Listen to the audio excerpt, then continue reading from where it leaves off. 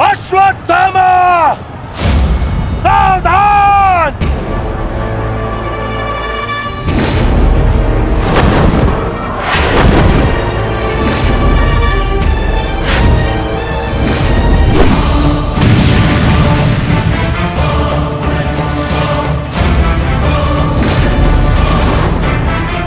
दूसरों की चिता के लिए सजाई गई लकड़ी कभी कभी स्वयं को भी जला देती है धृष्टद्युम्न। अर्जुन, अंगराज कर्ण अश्वत्थामा की रक्षा के लिए शमशान व्यू में आ चुका है। हमारी योजना संकट में है।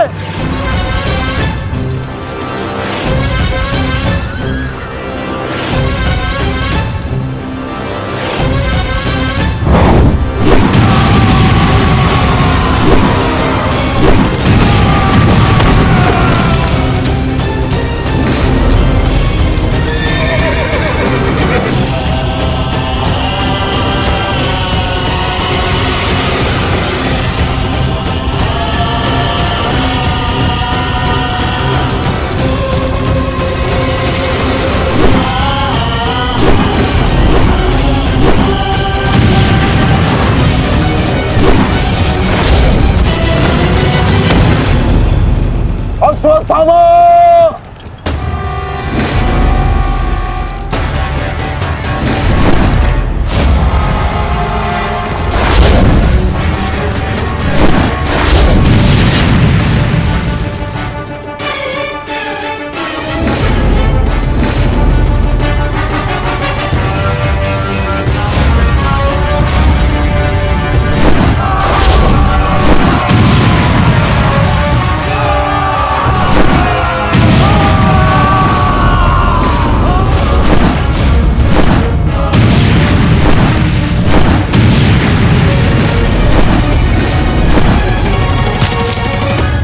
अंगराज,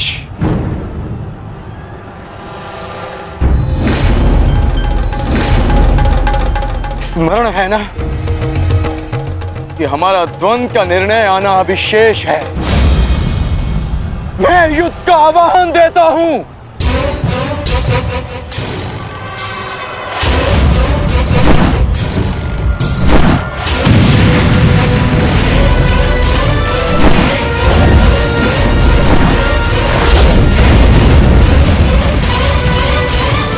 सावधान द्रुपद!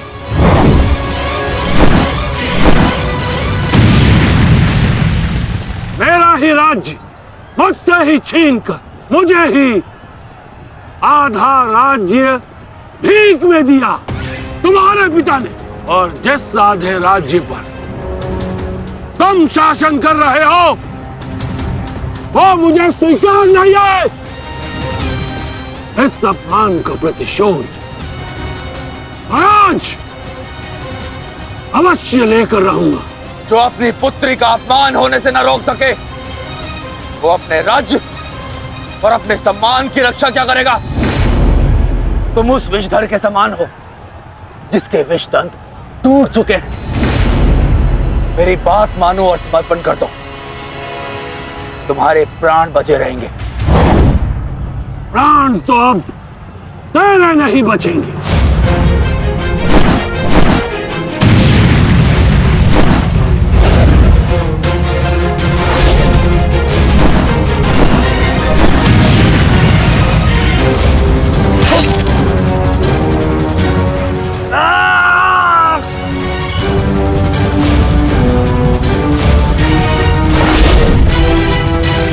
द्रुपद,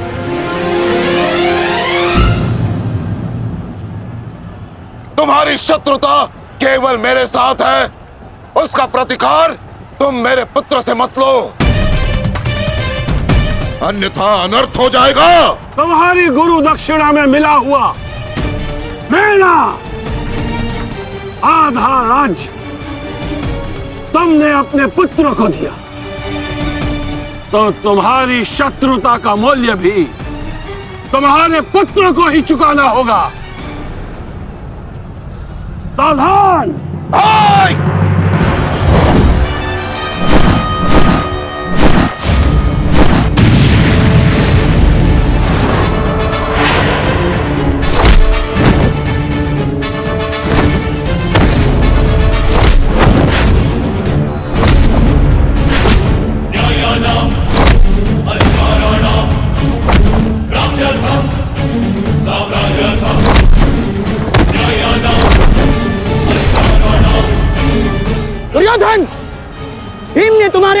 5 अनुजों का वध कर दिया है और अभी उसकी रक्त पिपासा बुझी नहीं है दुर्योधन।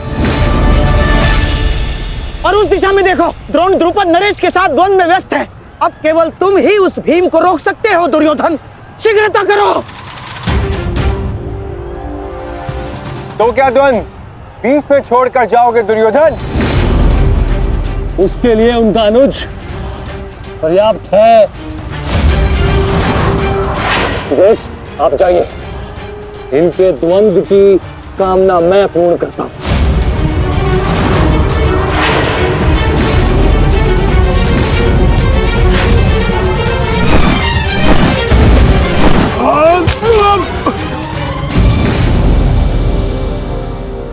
बार बार मुझे छोड़कर मेरे पिता पर वीरता क्यों दिखाते हो आचार्य? मुझसे द्वंद्व करो, मेरे जीवन का एक ही उद्देश्य है और वो है मेरे हाथों आपका वध। तब तक तुम्हें प्रतीक्षा करनी होगी धृष्टद्युम्न, क्योंकि जब तक द्रोण के हाथों में उसके शस्त्र है, स्वयं काल भी उसका वध नहीं कर सकता। और स्मरण रहे धृष्टद्युम्न, तुम्हारे साथ साथ तुम्हारे जीवन का ये उद्देश्य भी उपहास बन के रह जाएगा। शस्त्र त्यागने की क्या आवश्यकता है द्रोण? प्रेम, सम्मान, धर्म तो तुम पहले ही त्याग चुके हो। मेरे पिता तुल्य गुरु और अपने पिता महर्षि भरद्वाज पर तो तुम लांछन भी लगा चुके हो। तुम्हारी आत्मा तो कब की मर चुकी है द्रोण, कब की। अब केवल यह शरीर है, इसे त्यागने का समय आ गया है और वो समय अभी है। सावधान द्रुपद!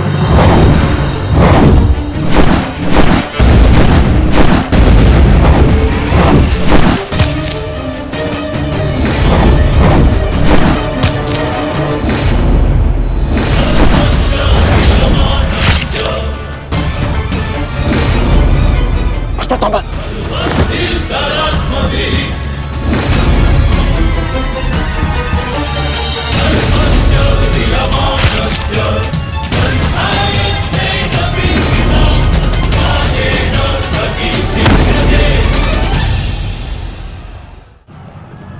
द्रुपद!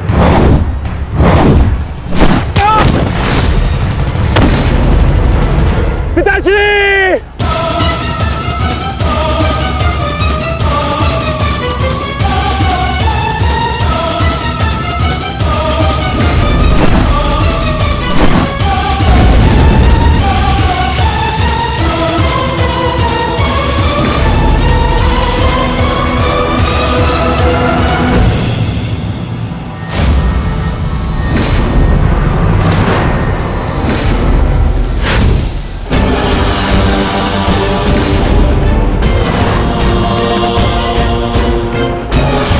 सावधान अश्वत्थामा!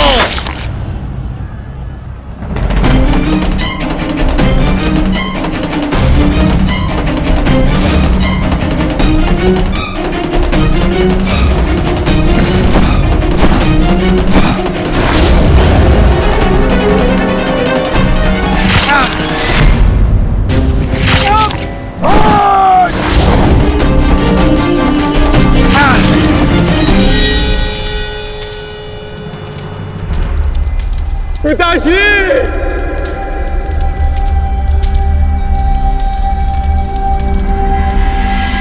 आचार्य द्रोण ने क्रोध में आकर अपने अग्नि शस्त्र से पांचाल नरेश को जीवित जला दिया है महाराज। अर्थात आचार्य द्रोण ने अपना वचन पूर्ण किया, उन्हें द्रुपद का वध कर ही दिया। तुम देखना संजय, तुम देखना संजय, एक दिन पांडवों का अंत भी निश्चित है।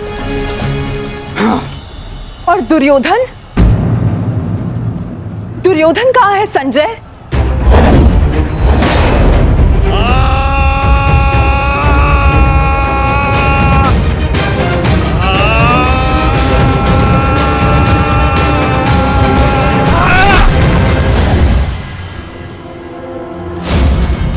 तुम्हें ज्ञात भी है, अब तक तुम्हारे 55 अनुजों का रक्त मैं अपनी गदा को पिला चुका हूं।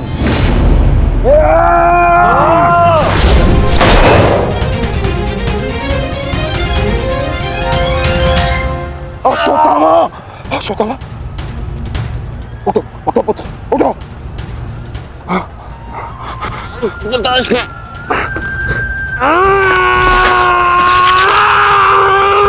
पुत्र पुत्र पुत्र, तुम बहुत अधिक चोटिल हो गए हो।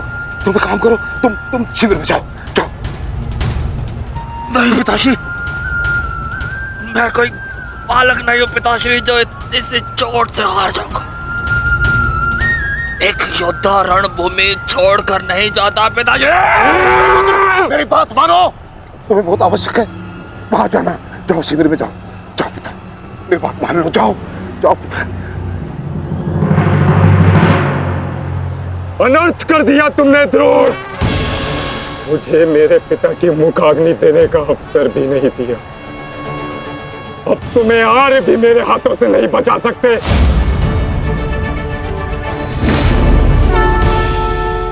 सावधान! मैं जानता हूं तुम एक वीर योद्धा हो, पर तुम बहुत अधिक चोटिल हो गए पुत्र। तुम इस अवस्था में युद्ध नहीं कर सकते। तुम्हें उपचार की आवश्यकता है। जाओ, तुम्हें मेरी शपथ है पुत्र, जाओ। जो आज्ञा पिताश्री।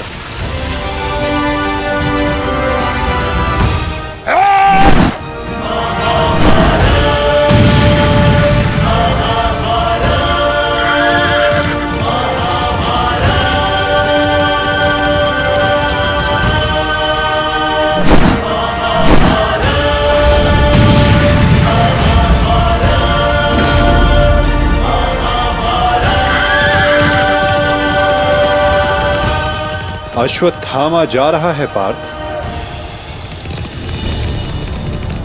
भीम और युधिष्ठिर को संकेत भेजो।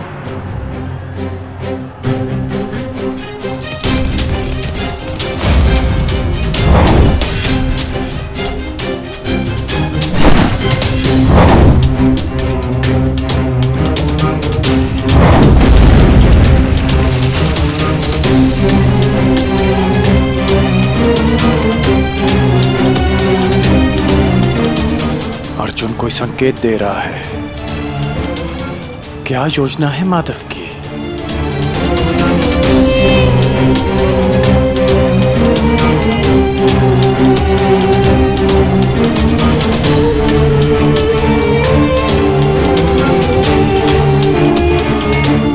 जाना तो नहीं चाहता, परंतु माधव का संकेत है। मुझे जाना होगा।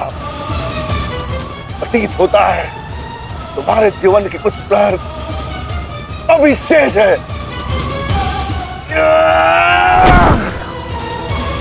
जाओ, जी लो।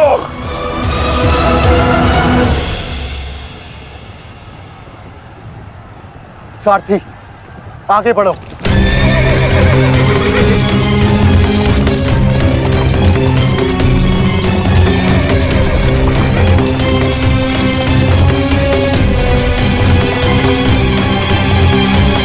नहीं द्रोण, तुम्हें जाने की अनुमति नहीं है।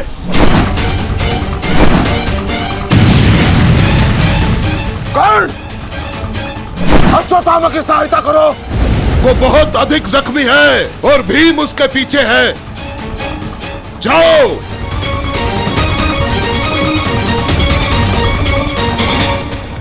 नहीं, मैं कर्ण को जाने नहीं दूंगा आचार्य।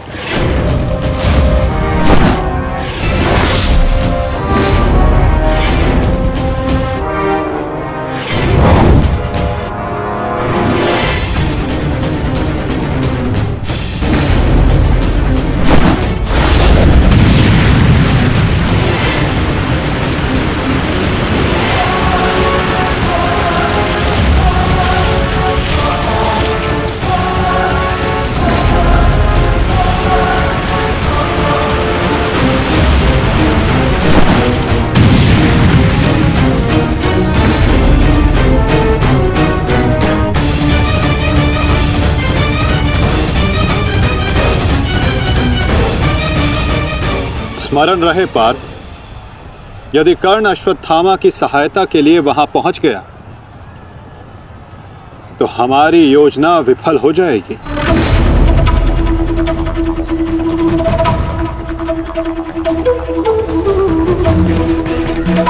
तुम्हें कर्ण को वहां तक पहुंचने से रोकना होगा पार्थ।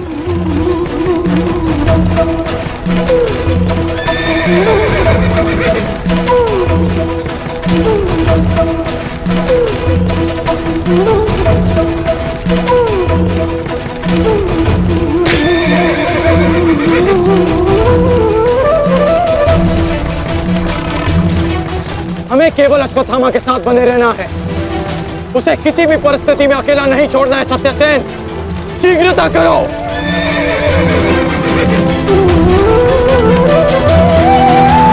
माधव, हमें कर्ण को रोकना होगा, अन्यथा हमारी योजना विफल हो जाएगी और आचार्य द्रोण का वध करना असंभव हो जाएगा।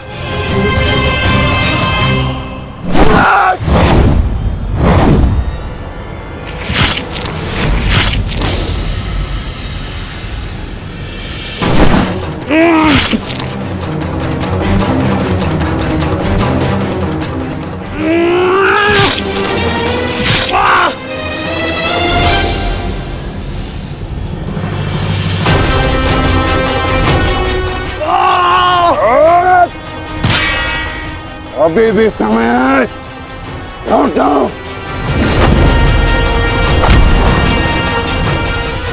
मैं तब तक यहां से नहीं लौटूंगा जब तक आपके प्राण नहीं ले लेता आचार्य।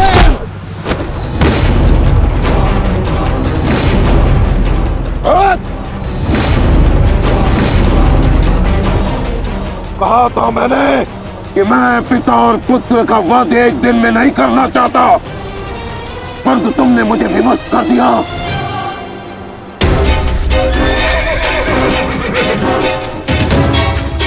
चलिए माता, कर्ण के पीछे चलिए।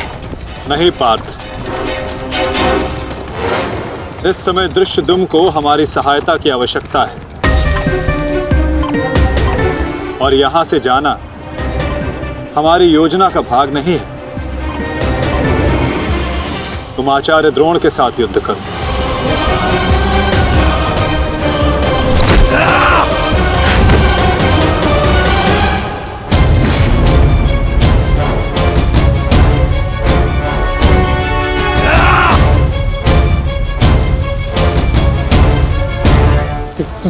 दूर हटो, मैंने कहा दूर हटो, मैंने तब परिणाम ठीक नहीं होगा। दूर हटो। देखा देश, अंत समय आने पर भी कुछ मूर्खों की अकड़ नहीं जाती, उनकी अकड़ उनके मृत्यु के साथ ही जाती है।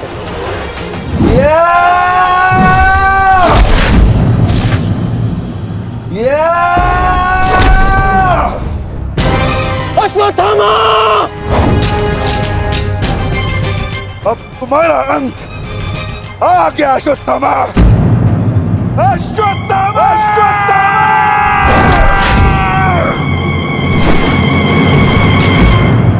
ये तो भीम का स्वर है। कहीं ऐसा तो नहीं कि भीम अश्वत्थामा के साथ द्वंद्व कर रहा हो। मुझे शीघ्र अतिशीघ्र वहां पहुंचना होगा। भीम की गर्जना का आशय आप भी समझते हैं आचार्य कि ये द्वंद्व समाप्त हो गया है और इस द्वंद्व के समाप्त होने से प्रतीत होता है कि अश्वत्थामा का वध हो चुका है आचार्य।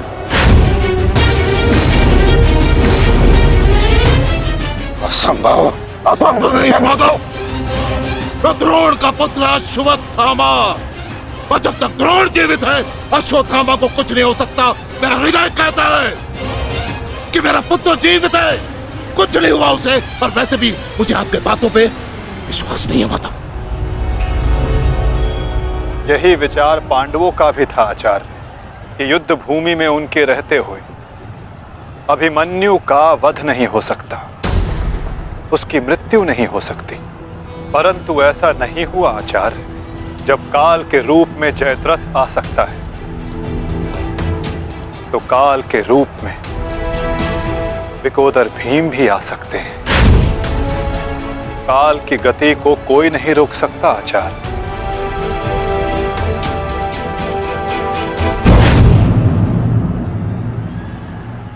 सावधान भीम!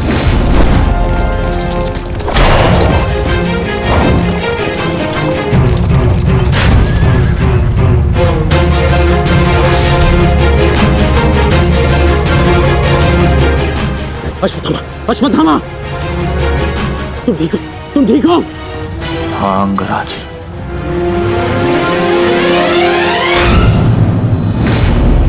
ये तो भीम पुत्र सुतसोम है। ये भीम कहाँ है? वो वही है जहां उन्हें होना चाहिए। आचार्य, आज कर्ण नामक कवच भी अश्वत्थामा की रक्षा नहीं कर पाया।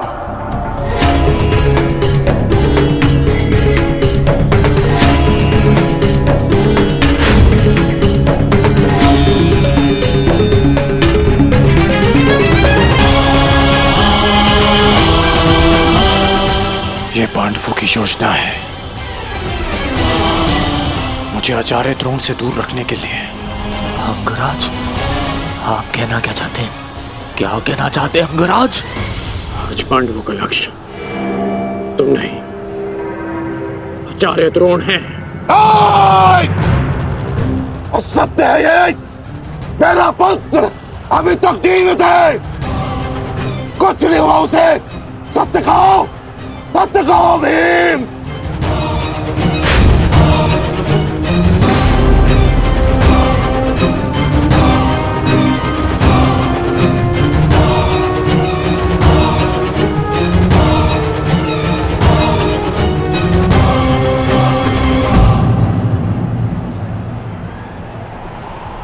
धर्मराज, मैं तुमसे सुनना चाहता हूं, ये सत्य क्या है? कह दो कि मेरा पुत्र जीवित है। तुम्हारा उपयोग केवल मेरा ध्यान भटकाने के लिए था। मुझे इस बात का आभास क्यों नहीं हुआ? आचार्य द्रोण के प्राण संकट में है। चलो अश्वत्थामा, चलो। सत्य कह दो कि आज भी मेरा पुत्र जीवित है। कुछ नहीं हुआ उसे, कोई उसका वध नहीं कर सकता। कहता एक बार। युद्ध भूमि में तुम्हारा विकोदर भीम के साथ रहना अनिवार्य है युधिष्ठिर, क्योंकि आचार्य द्रोण जानते हैं कि विकोदर भीम असत्य बोल सकते हैं,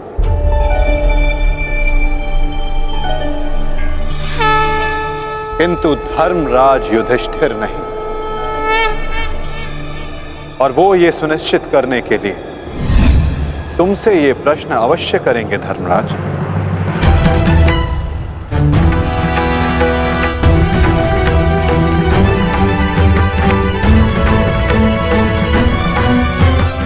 आप मेरे शत्रु हैं आचार्य, कौरवों के सेनापति। ये आवश्यक नहीं कि मैं आपके हर प्रश्न का उत्तर दूं। शीघ्र करो सत्यसेन। प्रश्न का उत्तर तुम्हें देना होगा धर्मराज। भले मैं कौरवों का सेनापति हूं, परंतु यह मत बोलो कि मैं तुम्हारा गुरु भी हूं। इसलिए सत्य तुम्हें कहना होगा, बताना होगा मुझे। मेरा पुत्र जीवित है और यही सत्य है, मुझे पता है। ज्येष्ठ, बता दीजिए आचार्य द्रोण को सत्य क्या है? अधर्म को उसके घर में पराजित करने के लिए अधर्म की चौखट पार करनी ही पड़ती है युधिष्ठिर। ये सत्य है आचार्य द्रोण कि भीम ने अश्वत्थामा का वध कर दिया।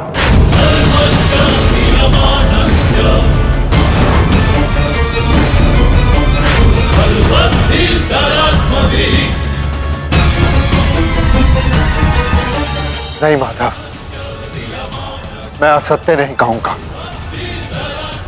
तुम्हें असत्य नहीं कहना है युधिष्ठिर। विकोदर भीम अश्वत्थामा नामक हाथी का वध करेंगे।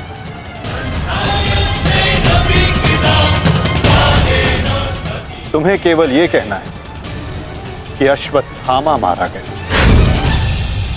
इससे ना तुम्हारा धर्म टूटेगा और हमारी योजना भी सफल हो जाएगी।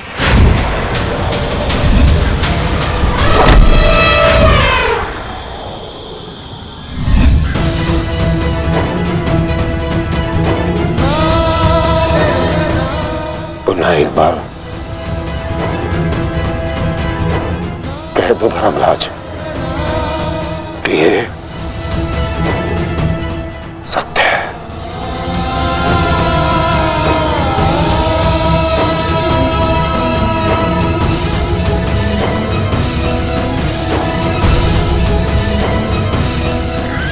शीघ्र करो सत्यसेन। आपने बिल्कुल सही सुना आचार्य द्रोण।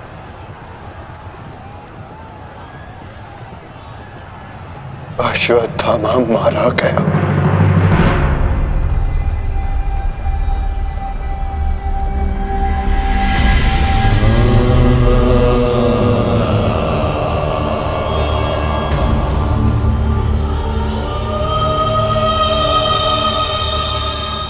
परंतु वो एक मनुष्य नहीं, एक हाथी था।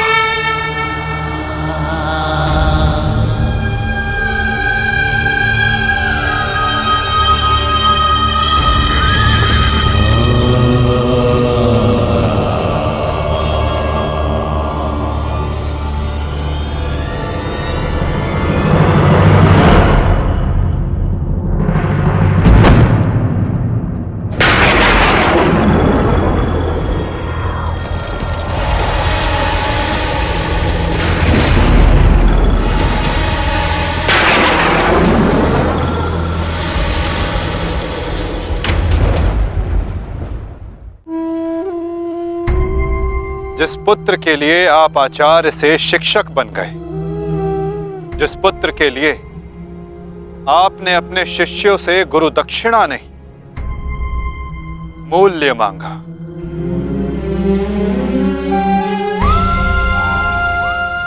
और उसी पुत्र के कारण आप एक एक करके अधर्म की सीढ़ियां चढ़ते चले गए आचार्य। मनुष्य प्रेम में उत्थान करता है, परंतु मोह में केवल उसका पतन होता है आचार्य। आप जिसे पुत्र प्रेम समझते रहे वो पुत्र प्रेम नहीं, पुत्र मोह था आचार्य, और वही आपके पतन का कारण भी।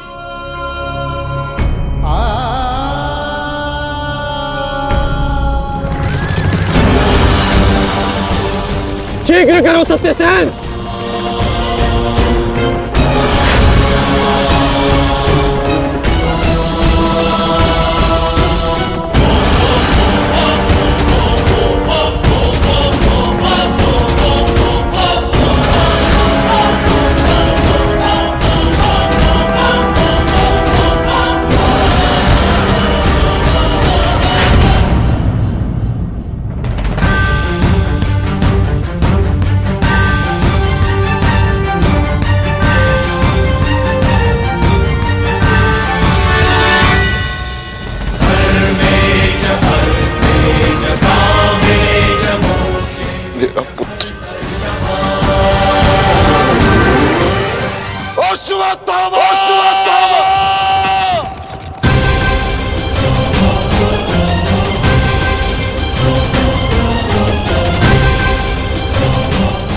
आपके साथ छल हुआ है आचार्य। अश्वत्थामा जीवित है। पिताश्री! पिताश्री!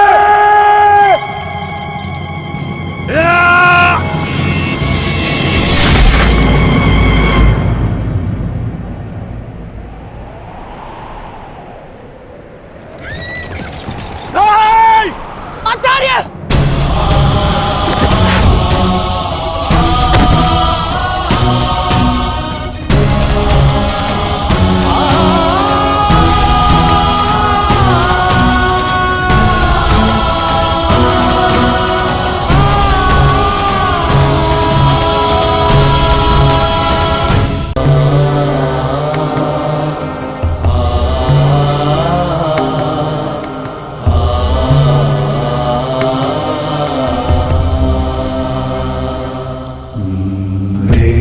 प्रेहि पतिभिः पूर्वैर्भिर्यत्रा न पूर्वे पितरपर्युः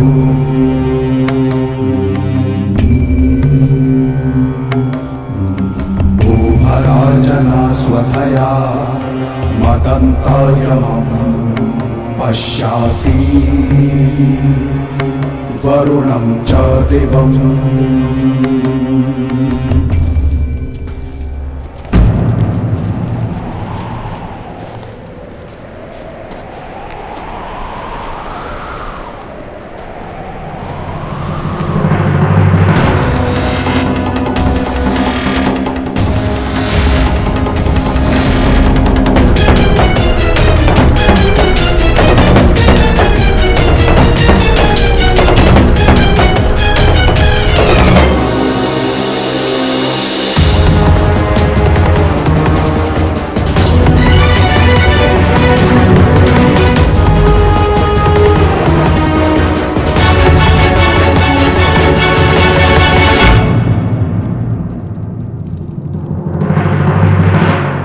लोभी, कुटिल, छलिया, कपटी, महाविनाशी, ये सारी उपाधि इस दुर्योधन की थी। परंतु आज युधिष्ठिर तुमने मुझसे ये सारी उपाधियां छीन ली और अपनी बना ली। आज तुम इन सारी उपाधियों के सम्राट बन गए।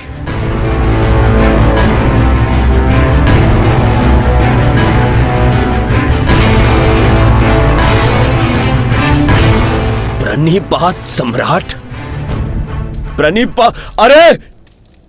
अरे बोलो, सम्राट आए हैं। छल सम्राट युधिष्ठिर की जय बोलो, बोलो, छल सम्राट युधिष्ठिर की जय। परंतु सम्राट, मुझे समझाइए, अब कौन सा कार्य शेष रह गया? आपने यहां आने का कष्ट कैसे किया सम्राट? अरे कहीं ऐसा तो नहीं कि लकड़बग्घे की तरह गुरु आचार्य द्रोण के शव पर भोज मनाने आए हैं आप?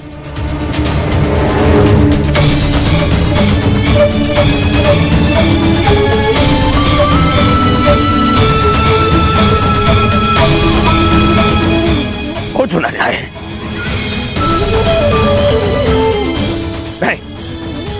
नहीं सम्राट, मैं क्षमा चाहूंगा, परंतु मैं इस बात की अनुमति नहीं दूंगा आपको। चले जाओ यहां से, अन्यथा मैं आप लोगों के शव पर उत्सव मनाऊंगा। चले जाओ। हम यहाँ युद्ध करने नहीं आए, अपने गुरु के अंतिम दर्शन करने आए हैं। इस समय मैं अर्जुन नहीं, अपने गुरु का शिष्य हूं। हम पांडु पुत्र होने के नाते नहीं, परंतु कुरुवंशी होने के नाते उनके अंतिम दर्शन करने आए हैं। नहीं, तुम्हें इस युद्ध में विजय मिलेगी और ना ही अपने गुरु के दर्शन।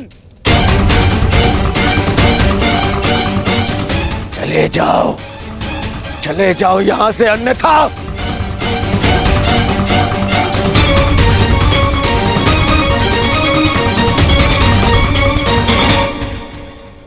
गुरु द्रोण के अंतिम दर्शन करने का अधिकार सबको है।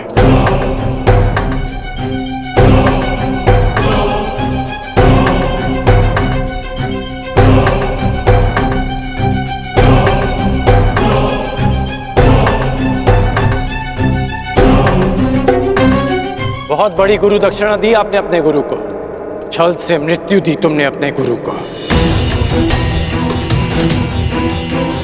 उन्होंने अनेकों दिव्यास्त्र सिखाए तुम सबको, परंतु विश्वासघात नामक अस्त्र का कोई उत्तर नहीं था उनके पास।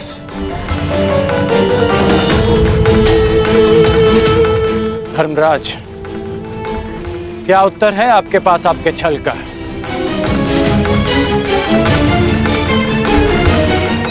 बताइए।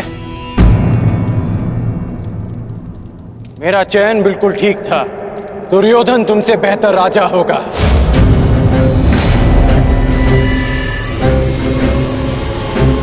दुर्योधन की अनीतियों पर मैं क्रोधित हूं, परंतु तुम्हारी अनीतियों पर मुझे घृणा आती है। मित्र, शिष्य होने के नाते अपने गुरु के अंतिम दर्शन का अधिकार है इन्हें? नहीं, अंगराज ठीक कह रहे हैं मित्र।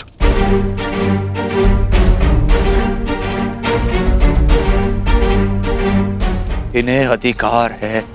मेरे पिता ने जितना प्रेम अपने पुत्र को दिया, उतना किंचित अधिक इन पांडु पुत्रों को दिया।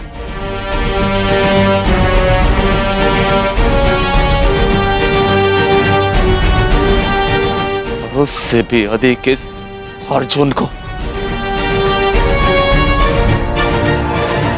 एक पुत्र अपने पिता का ऋण चुकाता है, उसे जीवन देने का ऋण।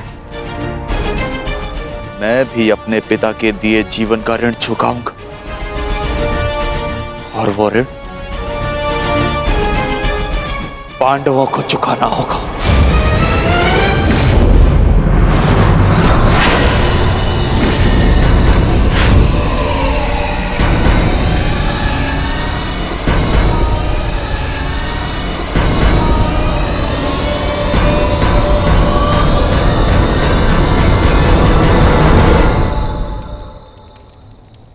पापियों और दैत्यों की भांति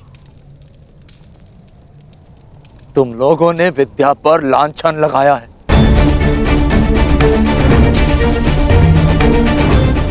ज्ञान का नाश किया है तुम लोगों ने, नाश। धिक्कार, धिक्कार है तुम लोगों पर।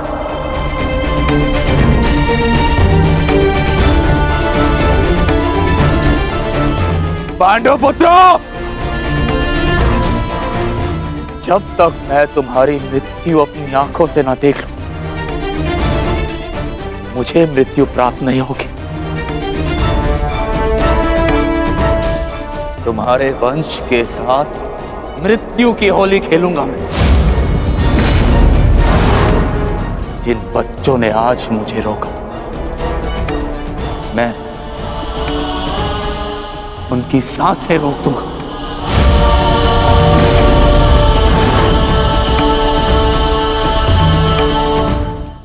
जिन बच्चों ने आज मुझे रोका, मैं उनकी सांसें रोक दूंगा।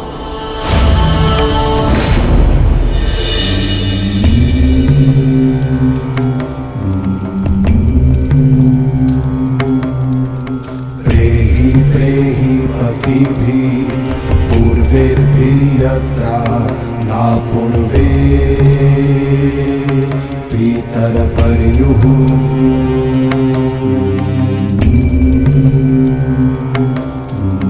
भूभराजना स्वधया मदन्तायमं पश्यासि वरुणं च दिवम्।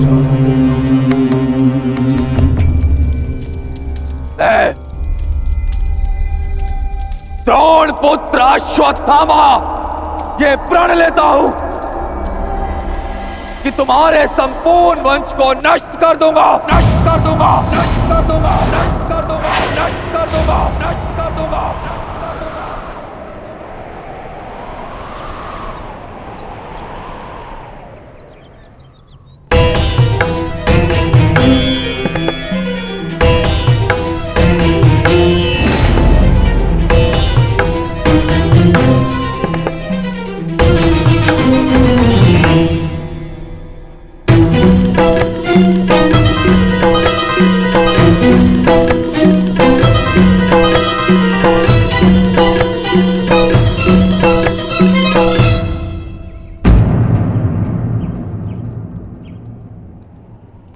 क्या सोच रही हो सखी?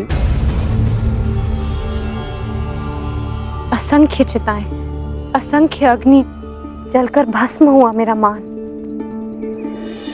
मेरा सम्मान, मेरा अभिमान,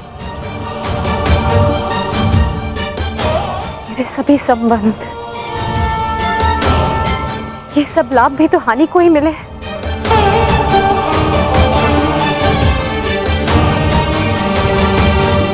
वो देखिए माधव,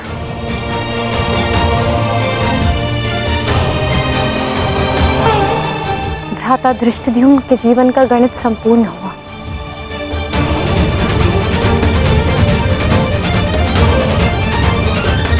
अब उनके जीवन का न्यून लाभ है। इस जटिल गणित में न केवल हानि और लाभ है सखी, इस गणित के अनेकों कोण भी हैं। उधर देखो, तुम्हारी पुत्र वधू खड़ी है।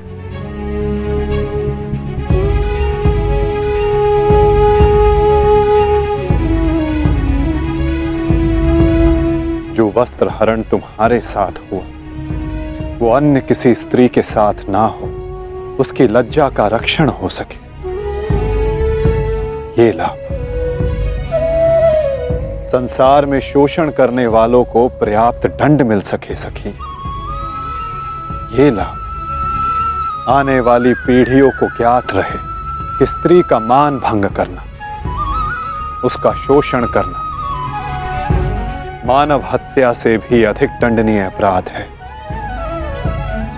ये लाभ। और ऐसे लाभ के लिए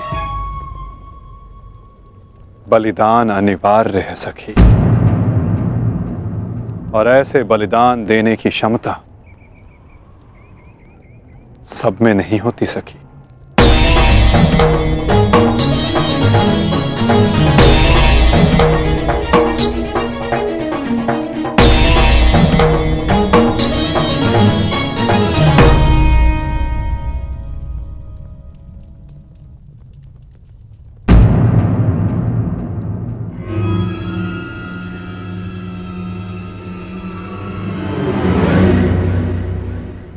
सुप्रिया का संदेश आया है भगत ग्राम से।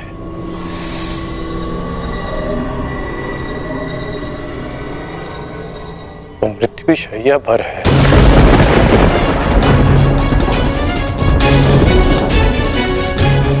इसमें लिखा है कि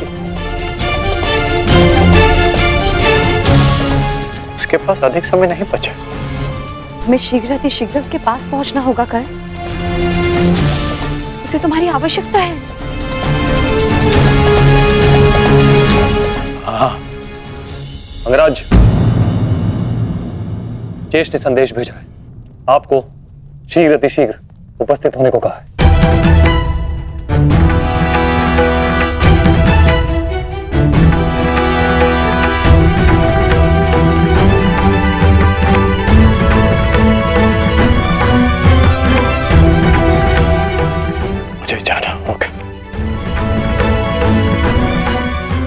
दुर्योधन के पास जाना होगा।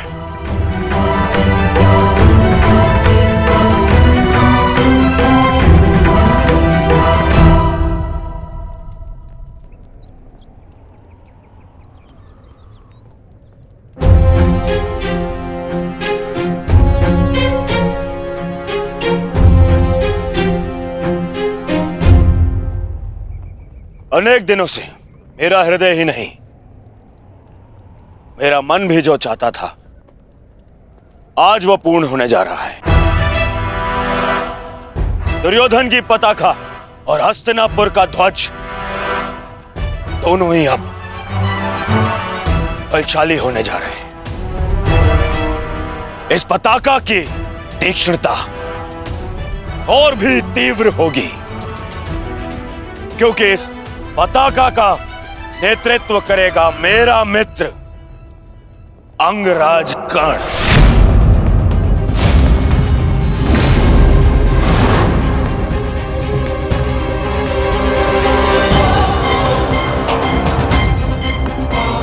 मित्र, आज से मैं निश्चिंत हो गया। मुझे पूर्ण विश्वास है कि तुम्हारे नेतृत्व में इस युद्ध में में विजय हमारी ही होगी। आज से हमारी सेना के सेनापति हो तुम।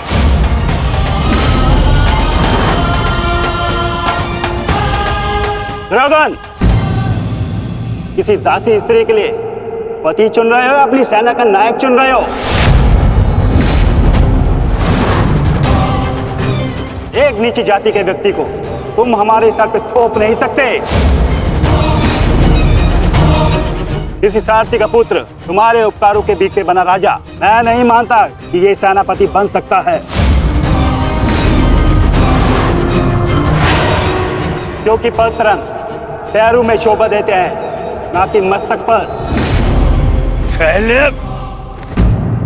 मेरे होने वाले सम्राट, और हाँ अंगराज कर्ण, देखो तुम दोनों बुरा मत मानना। प्रश्न केवल ये नहीं है कि अंगराज शूद्र है या क्षत्रिय। प्रश्न तो ये है कि सेनापति पद किसे मिलना चाहिए। सेनापति पद के लिए आवश्यक क्या होता है? बुद्धि और शक्ति। और अंगराज, आपके बुद्धि पर किसी को कतई संदेह नहीं है ना, परंतु संदेह है तो केवल और केवल आपकी शक्ति पर। अंगराज अभेद थे, अब नहीं है। कवच और कुंडल भी था इनके पास, अनेकों अस्त्र थे जो अब नहीं है, जो अब अंगराज खो चुके हैं। और हाँ, खास बात तो यह है, अर्जुन के लिए जो अस्त्र था वो भी आप खो चुके हैं। तो इसका पूर्ण अर्थ यह है दुर्योधन कि अंगराज अब उस बूढ़े शेर की भांति हो गए जिसके दांत भी टूट गए हैं और पंजे के नाखून भी झड़ चुके हैं। और ऐसे शेर के साथ चूहे भी व्यंग करते हैं। अब महाराज शल्य को देखो, इनकी शक्ति और भव्य सेना की सहायता से हम विजय प्राप्त कर सकते हैं। अब यदि अंगराज आपके परम मित्र हैं तो वो भी इस बात को मानेंगे, हैं? क्यों अंगराज? अमरश्री, मुझे कर्ण की मित्रता पर कोई संदेह नहीं है। जिसने अपना सबसे महत्वपूर्ण शस्त्र मेरी सुरक्षा के लिए उपयोग कर लिया, और ना ही उसके शौर्य पर। संदेह तो मुझे शैल्य पर है, क्योंकि कालों के भांति रण छोड़कर भागना सबसे पहले इन्हें आता है। एक नहीं, दो बार अवसर मिला इन्हें, पर इन्होंने क्या किया? रण छोड़कर भाग गए, एक ऐसे चूहे की तरह जो केवल शेर की दहाड़ सुनकर ही भाग जाता है। भाग जाता है। इस चूहे को मैं ना तो अपनी सेना का सेनापति बनाऊं और ना ही अपनी दासियों का पति। मूर्ख हो मूर्ख, तुम दोनों मूर्ख हो। एक मूर्ख का सम्राट और एक मूर्ख का सेनापति। तुम दोनों मूर्खों को लगता है पांडवों पे विजय पाओगे? बस मद्रराज,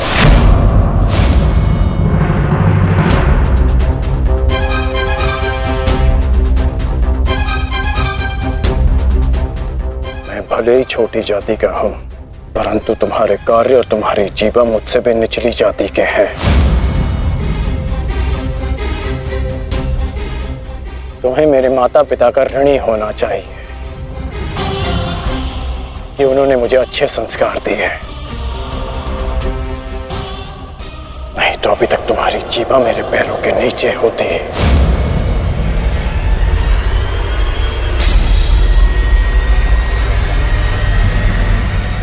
अब एक और शब्द अपनी जीभा से निकाला मैं अपने सारे संस्कार भूल जाऊंगा और ये भी भूल जाऊंगा कि हम दोनों एक ही पक्ष में हैं।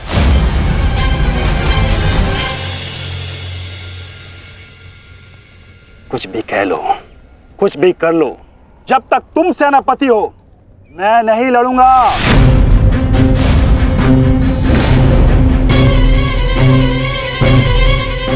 कायर फिर पीठ दिखाकर भाग रहा है। भूल गया अपने वचन, अपने प्राण कि भेज दूं तुम्हारे राज्य में यह संदेश कि उनका राजा न केवल भगोड़ा है पर अपने वचन भी नहीं निभाता।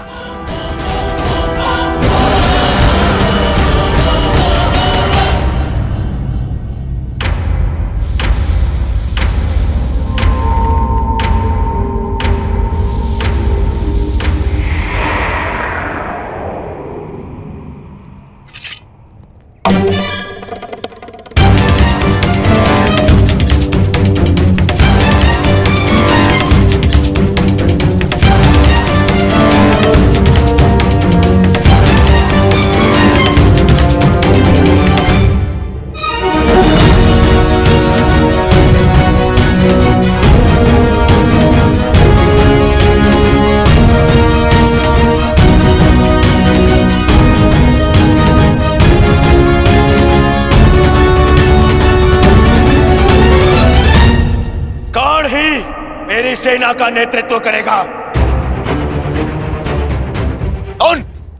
उन पांडवों ने केवल छल से हम पर विजय प्राप्त की है।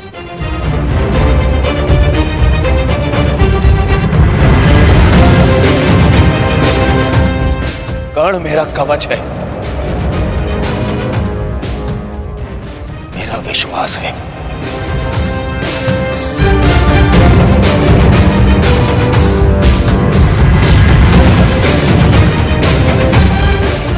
और कल मेरे विश्वास की विजय होगी, मेरे सामर्थ्य की विजय होगी और मेरे शत्रु के छल की पराजय।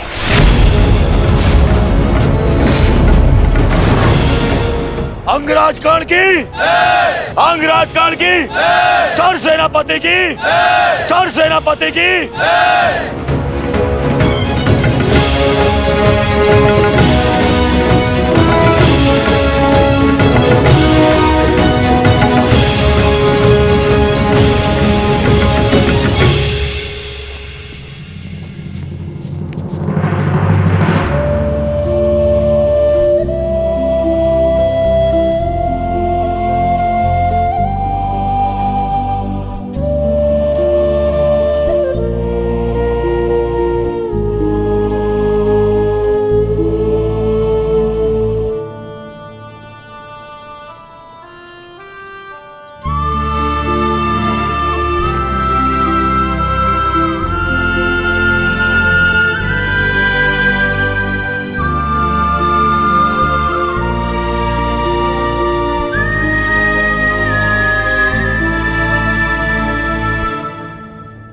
कर्ण, तो तुम नहीं जा रहे हो?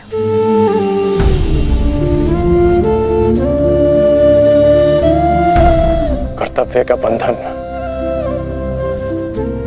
अपनों के बंधन से बड़ा होता है वृषाली।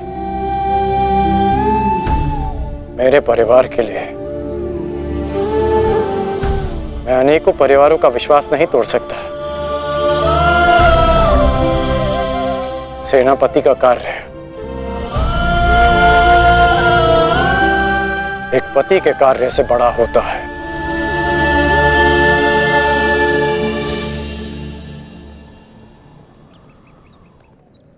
दुर्योधन को, इस सेना को मेरी आवश्यकता है। मैं अपने कर्तव्य से पीछे नहीं हट सकता।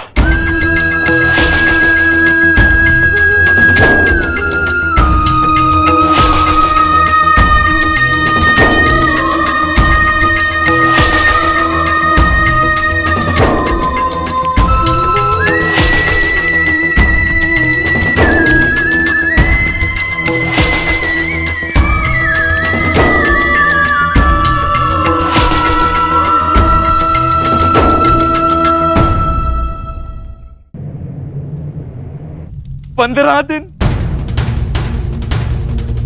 मात्र 15 दिन पूर्ण हुए हैं इस युद्ध के संजय, और इन 15 दिनों में मैंने अपनी सारी शक्ति, सारे सहारे खो दिए हैं। ताचरी शरशैया पर आचार्य द्रोण की निर्दयता से हत्या कर दी गई, और मैंने अपने 90 पुत्रों को खोया है। अब और क्या खोना शेष है? क्या मैं अपने 10 पुत्रों को भी खो दूंगा? जब मेरा कुरुवंश ही समाप्त हो जाएगा, जब मेरा पिंड दान करने के लिए कोई नहीं रहेगा, तो क्या लाभ ऐसे विजय का, और क्या हानि ऐसे पराजय से? ये कैसा अकाल आया है संजय, जिसने मेरे कुरुवंश के वृक्ष की सारी शाखाओं को सुखाकर रख दिया।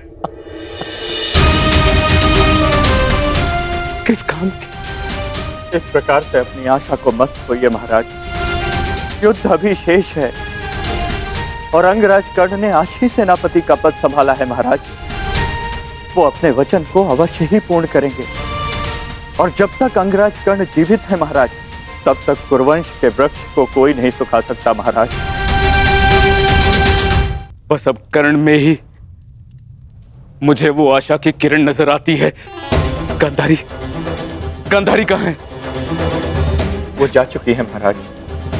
जा चुकी? परंतु कहाँ?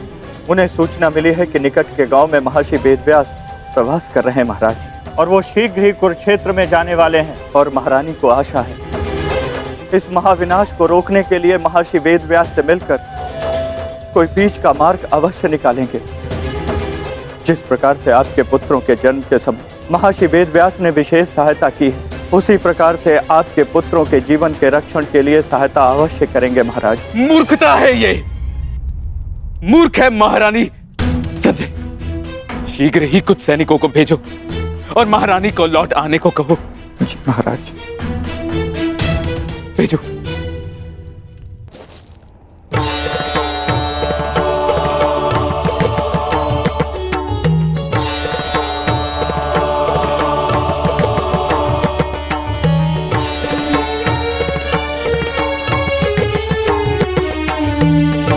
माधव, आप विश्राम कर लीजिए।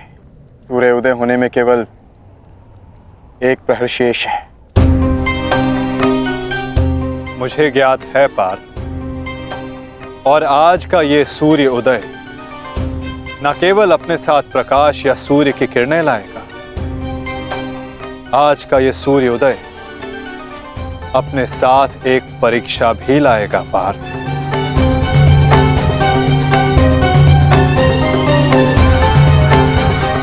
और उस परीक्षा के लिए सज्ज होना। आपका तात्पर्य?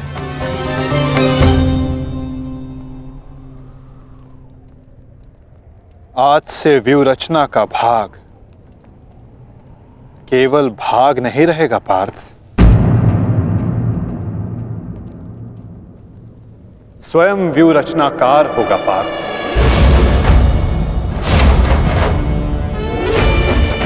केवल आक्रमण की घोषणा होने पर वो युद्ध भूमि में आगे नहीं बढ़ेगा। समस्त कौरव सेना युद्ध भूमि में आगे बढ़ेगी पार्थ। अब अंगराज कर्ण आज्ञा लेंगे नहीं, वो आज्ञा देंगे पार्थ।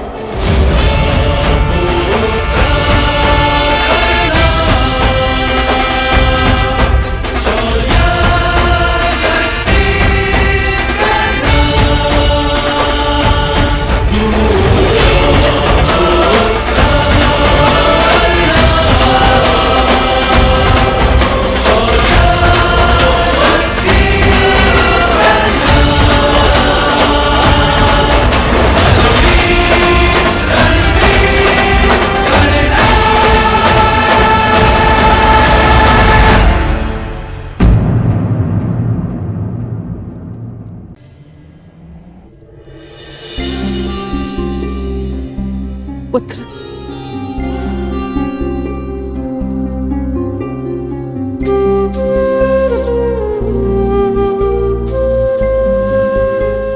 प्रणिपात राजमाता, आदेश कीजिए कि ये राधे आपकी कैसे सहायता कर सकता है। अब तुम केवल राधे नहीं,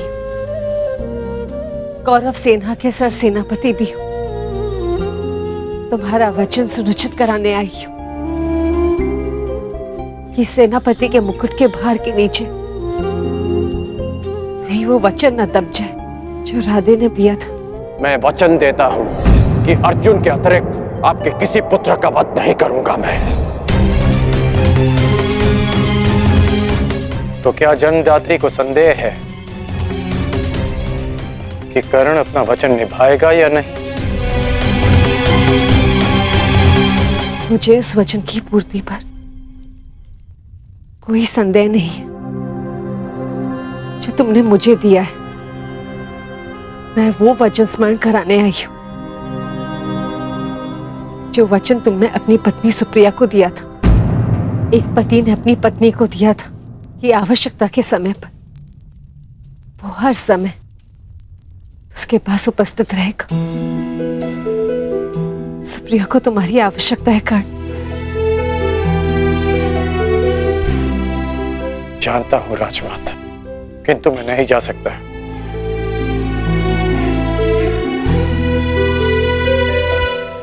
क्योंकि अब मैं युद्ध में सम्मिलित केवल एक योद्धा नहीं, अब मैं कौरव सेना का सर सेनापति हूं। अब युद्ध समाप्त होने से पूर्व मैं केवल यमलोक जा सकता हूं। मैं जानती हूं कि तुम नहीं जा सकते, परंतु वो तो यहां आ सकती है ना। चलो मेरे साथ।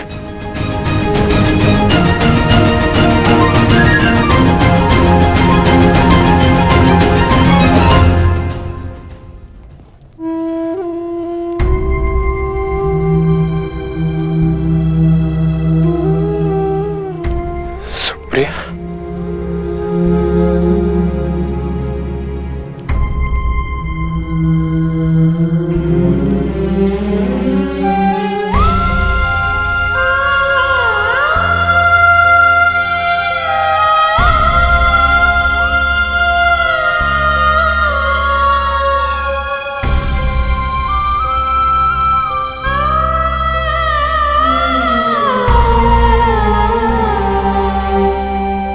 प्रणिपात आर्या।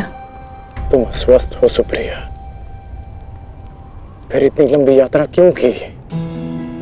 पत्नी अगर पति के पास पहुंच जाए तो आधा रोग अपने आप चला जाता है। हेश, नकुल और सहदेव संभाल लेंगे। उपचार के लिए इन्होंने संदेश भिजवा दिया है।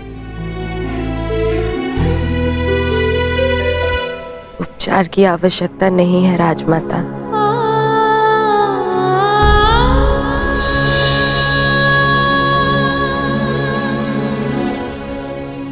ना ही उपचार से कोई लाभ है।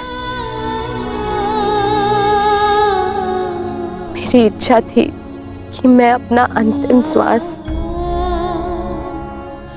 अपने अरदान की छांव में लूं। बस वो पूरी हो गई और मेरे मन पे एक बोझ रह गया।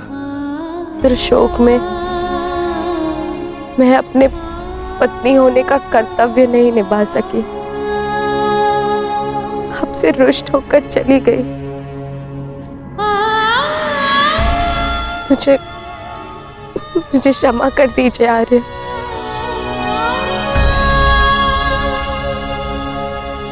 क्षमा मांगने की आवश्यकता नहीं है। मैं भी एक पुत्र हूं।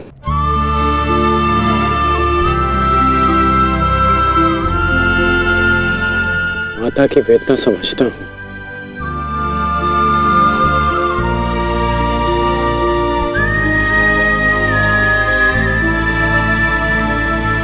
तुम्हारा कोई दोष नहीं है सुप्रिया।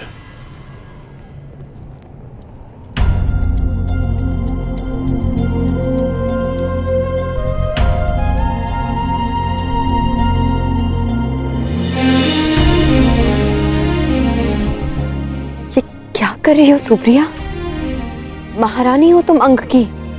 धन्यवाद उस देवी का जिसके बलिदान से मेरे जीवन का निर्माण हुआ। मुझे ज्ञात है रुशाली, आर्यकर्ण ने एक अपहरित कन्या से विवाह किया। उसके पीछे का कारण सिर्फ तुम थी। तुम दान देने के लिए वचनबद्ध होकर, सूर्य को साक्षी रखकर वचन दोकर कि तुम सुप्रिया से विवाह करोगे। दान दो अंगराज। ये सूत पुत्र राधेकर्ण वचन देता है कि मैं सुप्रिया से विवाह करूंगा।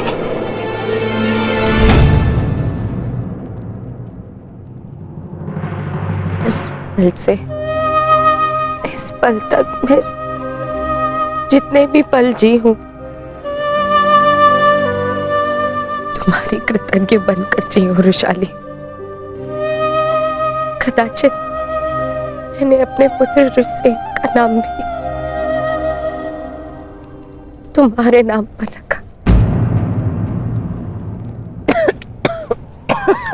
सुप्रिया, सुप्रिया आप कुछ मत कहो, बोलने से कष्ट होगा। नहीं आर्य, मेरे सारे कष्ट तो इस देवी ने हर लिए। स्वयं कांटे सहज कर मुझे पुष्पी शैया दी है रुशाली ने। तुम्हारे कारण मैं सौभाग्यवती हो गई रुशाली। तुमने अपने विवाह की यज्ञ वेदी रुशाली ने मेरे नाम की।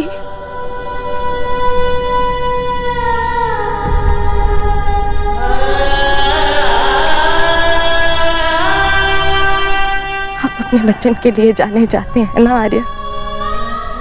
आपकी अर्धांगिनी होने के नाते मैं चाहती हूं कि आपका हर वचन पूरा हो, कोई भी वचन अधूरा ना रहे।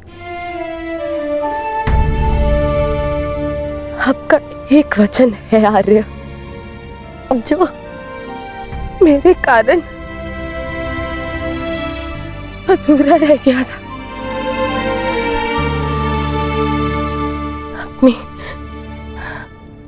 अपनी अर्धांगिनी अंतिम इच्छा पूर्ण कीजिए आर्य, ताकि मैं इस संसार से इस संतोष के साथ जा सकूं।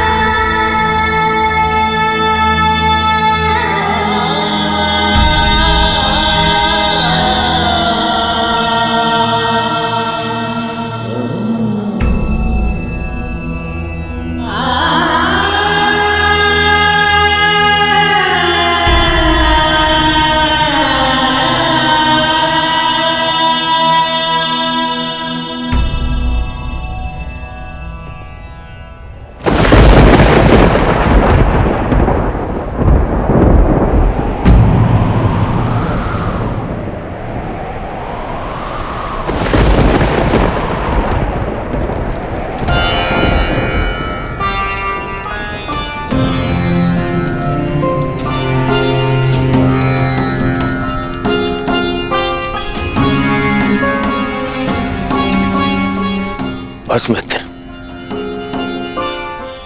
बहुत हो गया, बहुत हो गया मित्र। अब सीमा समाप्त हो गई। हम दोनों की पीड़ा सह पाने की सीमा समाप्त हो गई है मित्र। अब और नहीं, अब कल अंत होगा। हमारी पीड़ा का अंत होगा। हम कल इस युद्ध का अंत करेंगे मित्र, अंत करेंगे इस युद्ध का कल ही।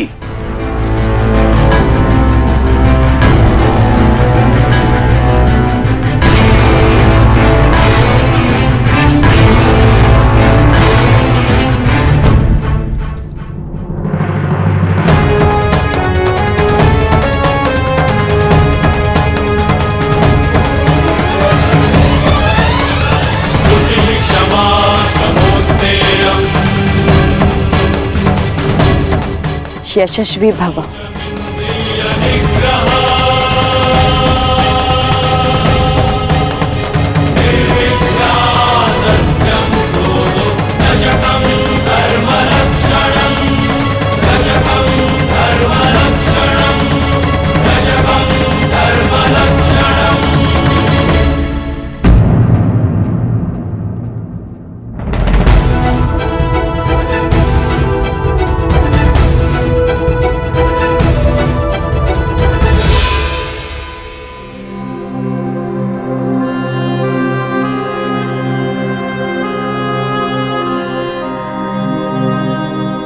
शुभम भवतु।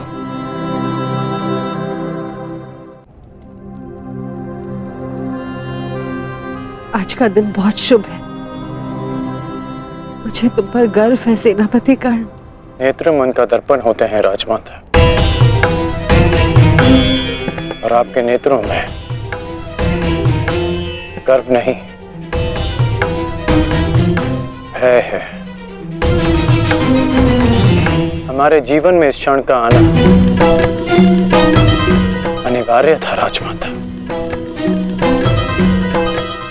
आप निश्चिंत रहिए राजमाता, मैं पांडवों की भांति छल नहीं करूंगा। मैं अपना वचन अवश्य निभाऊंगा। आपके 5 पुत्र थे और सूर्यास्त के पश्चात आपके 5 पुत्र ही रहेंगे, या मैं या फिर अर्जुन।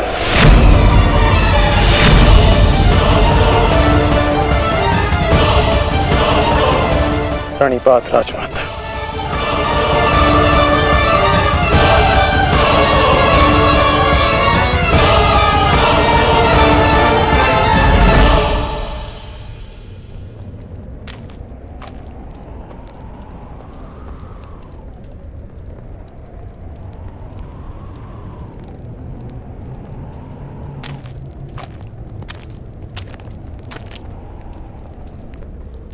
क्या हुआ ज्येष्ठ, क्यों चिंतित हैं आप? देख रहा हूं कि ये रणभूमि कैसे मेरे देखते ही देखते मेरे 90 अनुजों के रक्त को पी गई। उस अकेले भीम ने मेरे 90 अनुजों का वध कर दिया। मेरे इन सभी भाइयों ने मेरे लिए अपने प्राणों का बलिदान दे दिया। अपने ज्येष्ठ के आंखों के स्वप्न को पूर्ण करने के लिए उन्होंने मृत्यु की निंदा को स्वीकार कर लिया। अब बस तुम हो और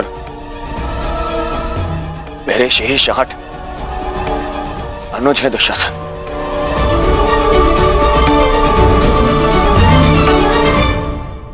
ये सोचकर मेरा हृदय कांप उठता है कि न जाने अब और किसका लहू मांगेगी ये रणभूमि।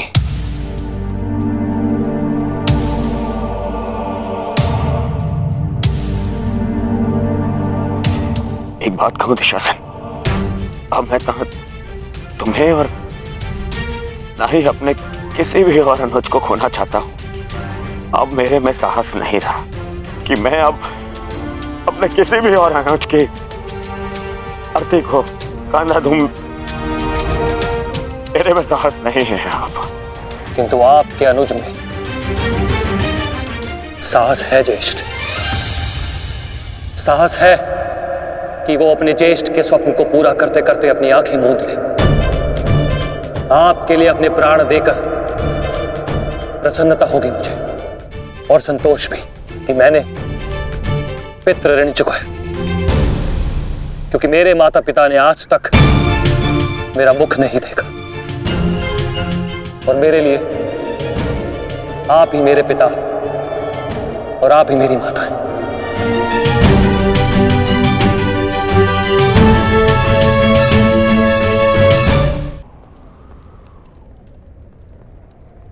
नहीं नहीं दुशासन, मैं इस सम्मान के पात्र नहीं हूं। मैं तो लज्जित हूं। परंतु मैं लज्जित नहीं, आपकी आज्ञा का पालन करने के, आपके आनंद के लिए मैंने जो कुछ किया मुझे उस पर गर्व है। मुझे तनिक भी लज्जा नहीं कि आपके अपमान के प्रतिशोध के लिए मैंने पांचाली का वस्त्र हरण किया, और यदि मुझे ये बार बार करना पड़े तो आपके संतोष के लिए मैं निर्दयता पूर्वक उसका वस्त्र हरण करूंगा, बार बार करता रहूंगा।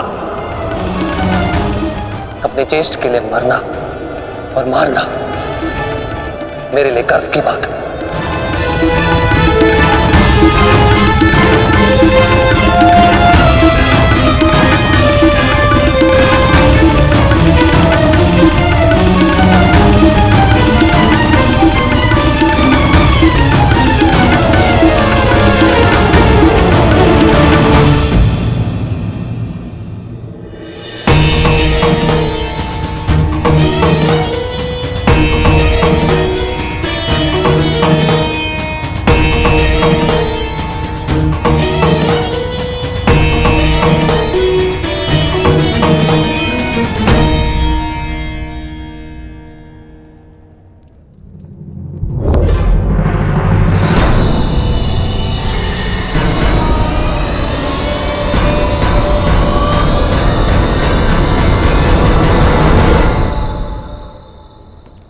माधव, आप गए नहीं? मैं उस क्षण को समीप आते हुए देखना चाहता हूं सखी। कौन सा क्षण माधव?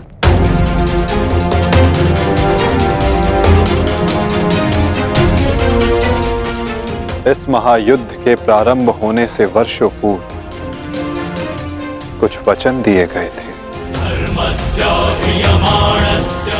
कुछ प्रतिज्ञाएं ली गई थी, केश खोले गए थे, उनसे कुछ आशाएं बांधी गई थी सखी। और अब उन वचनों की पूर्ति का, उन प्रतिज्ञाओं के संपन्न होने का, उन केशों को बांधने का क्षण समीप आने को है सखी।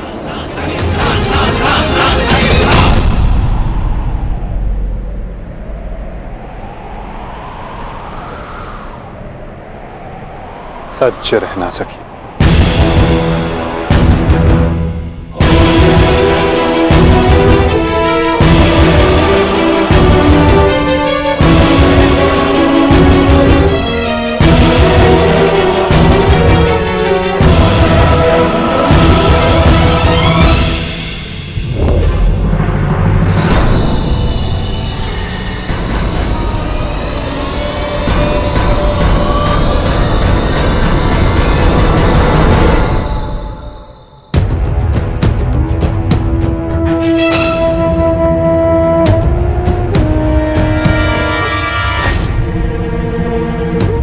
दासियों के मस्तक पर चूड़ामणि शोभा नहीं देती।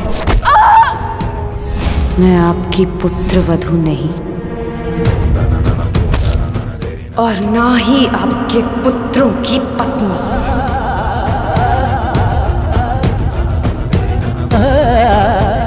मुझे विश्वास है पांचाली कि इस आने वाले युद्ध में मैं विकोदर भीम उस दुशासन की छाती फाड़कर उसके छाती के लहू से तुम्हारे केश सींच पाऊंगा।